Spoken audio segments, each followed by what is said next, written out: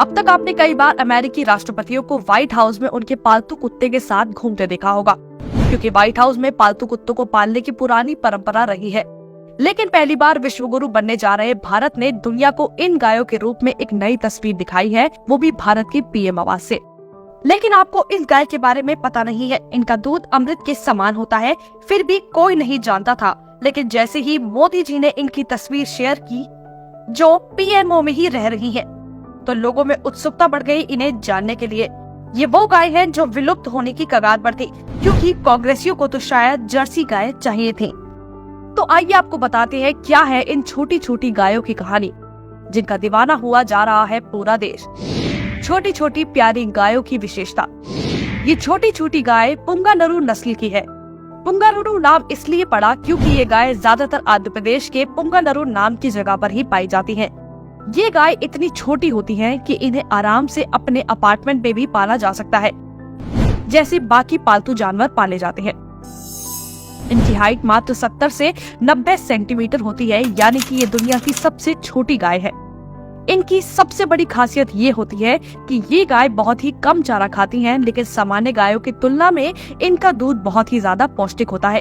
इनके दूध में औषधीय गुणों की भरमार होती है। यही नहीं, सामान्य गायों में जहां फैट की मात्रा सिर्फ 3 से 4% होती है, वहीं इन गायों में फैट की मात्रा 8% तक होती है। प्राचीन काल से जुड़ा है इनका नाम। कहा जाता है कि इन्हें पुंगानुरु गायों का प्राचीन काल में भारत के ऋषि मुनि भी पाला करते थे। इन्हीं ऐतिहासिक महत्व वाली ये गाय कुछ साल पहले तक विलुप्ति की कगार पर आ गई थी। हालात ये हो गई थी कि गाय और गौमूत्र के नाम पर देश को उत्तर दक्षिण में बांटने की राजनीति करने वालों की सरकार में साल 2013 में इन गायों की संख्या मात्र 2772 रह गई थी। लेकिन साल 2014 में सरकार बदली और सरकार के साथ इन गायों की किस्मत भी बदल गई, क्योंकि साल 2013 के बाद 6 वर्षों तक इन गायों के संरक्षण पर तेजी से काम हुआ, जिसका नतीजा हुआ कि साल 2019 में इन गायों की संख्या कई 100 गुना बढ़कर 13,225 पर पहुंच गई।